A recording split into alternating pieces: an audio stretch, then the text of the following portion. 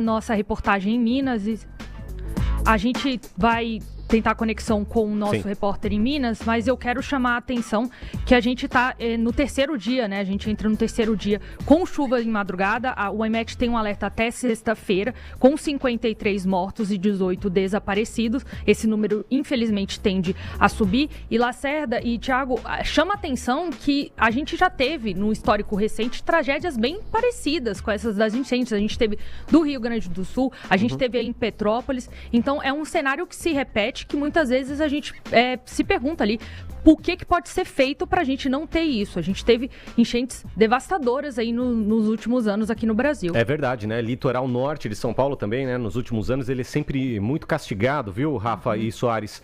Rafa e Soares e Lacerda, né? A gente acaba acompanhando, né? Com tristeza e com precaução, né? Daqui a pouco a gente aciona o nosso repórter direto ali da região da Zona da Mata, né? O Rafael Alves. Mas é curioso que o estado de Minas Gerais, ele acaba liderando o ranking nacional de municípios, né, vulneráveis a desastres naturais. A Rafa citou, né, que aconteceu já no Rio Grande do Sul, aconteceu também no litoral paulista, mas Minas Gerais acaba liderando, né, portanto, segundo um relatório anual estadual do Estado do Clima, né, do Brasil em 2025, que foi divulgado pelo CEMADEM nesta quarta-feira. Então, de acordo aí com o levantamento, 283 das 853 cidades mineiras, né, são muitas as cidades no estado de Minas Gerais, elas apresentam um alto risco aí de deslizamentos, enxurradas e também inundações, o que acaba colocando aproximadamente 1,4 milhão de pessoas em situação de perigo, né? O relatório destaca que a região sudeste é a mais impactada aí pelos eventos climáticos extremos no país, sendo que própria Minas Gerais, né, sofre com a combinação de relevo acidentado e também uma grande concentração populacional, né, em algumas áreas instáveis. Além do diagnóstico estrutural, esse estudo também alerta para uma redução de 96% nos investimentos estaduais em prevenção de desastres nos últimos 2 anos, um dado que fica, né, que segue alarmante diante aí da tragédia recente da Zona da Mata, onde as chuvas de fevereiro já causaram 46 mortes, deixaram aí milhares de desabrigados, e especialmente nessas 2 cidades, né, em Juiz de Fora e Ubá também. Então a gente fica no aguardo do nosso repórter que está ali pela região, o Rafael Alves, né? Os números acabam subindo, são desaparecidos, são mortos, e a gente fica na expectativa, né, Lacerda?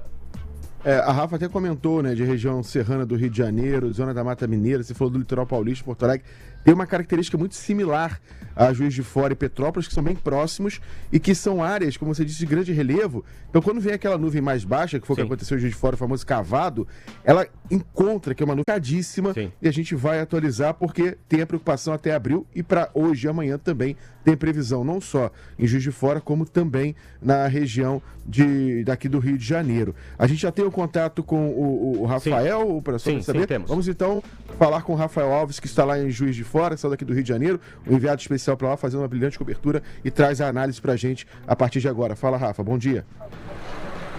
Muito bom dia, Lacerda, e a todos aí no estúdio. A gente segue aqui agora acompanhando. A gente veio propondo que a gente já tinha vindo ontem, o bairro Parque Bournier, que foi um dos mais atingidos por essa tragédia que acontece aqui no município de Juiz de Fora, na Zona da Mata Mineira. Nesse momento, os militares estão encontrando mais uma vítima, mais um corpo foi encontrado. Nesse momento, eles estão fazendo trabalho ali para retirar fazer todos os trabalhos necessários nesse momento. É mais uma vítima encontrada aqui no Parque Bournier. De ontem para hoje foram 6 vítimas já encontradas. Segundo o Corpo de Bombeiros, ainda faltam 7 vítimas somente nesse ponto. Então, a gente segue aqui acompanhando todos os detalhes para entender como vão se dar os próximos passos de reconstrução do bairro também.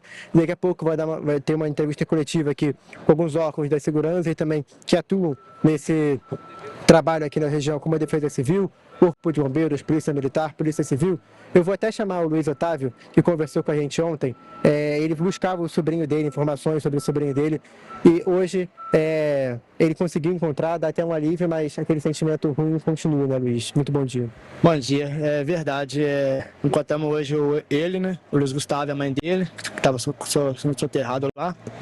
Assim, dá um alívio porque você encontrou, né?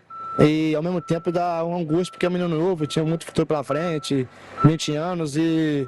do jeito que foi também, né? Uma queda assim muito triste, lamentável demais, que foi o que aconteceu. Então, é pedir a Deus mesmo para proteção e força agora, né? Porque agora nós tem que ter força, porque é difícil.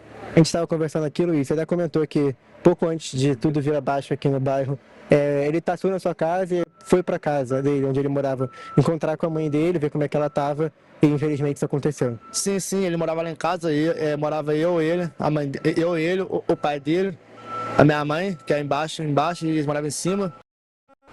Então, aí ele chegava de serviço, ia em casa, pegava a mochila, pedia para... A gente vai precisar para dar uma parada aqui, porque nesse momento está sendo retirado mais um corpo aqui, então, uma de emoção para todo mundo. Uma senhora acabou de ser encontrada, então a gente vai seguir acompanhando de perto e a gente até precisar virar a câmera aqui para orientação das autoridades também. Eu volto com vocês aí no estúdio. Vai virar. Daqui a pouco o Rafael traz realmente... outras informações. É um protocolo que até para acabar não expondo, né, a imagem de uma pessoa que foi morta e tudo mais, os bombeiros tradicionalmente pedem isso. Quando eles resgatam uma pessoa com vida, eles até autorizam, permitem fazer as imagens para celebrar, né? Se a pessoa for uma sobrevivente, conseguiu um trabalho árduo, mas quando tem uma vítima fatal, tem respeito a essa vítima, a esse pedido para tirar. Então, Rafael, daqui a pouco atualiza outras informações. Diga lá, Rafa. E a gente fala também dos profissionais que estão atuando, né? Bombeiros, corpo de bombeiros, até os jornalistas. É uma cobertura muito difícil. Queria chamar a atenção também para o ouvinte que está nos escutando pela rádio, acessar o nosso YouTube para você ver as imagens. Claro, essas imagens também estão no nosso site, tmc.com.br, e também nas nossas redes. Realmente são imagens que assustam, são imagens de total destruição. Então, a gente fica aqui com o coração apertado também, a gente que está de longe. Afinal, a gente viu aí a história do Luiz e tantas outras que a gente vai escutar ainda sobre essa tragédia.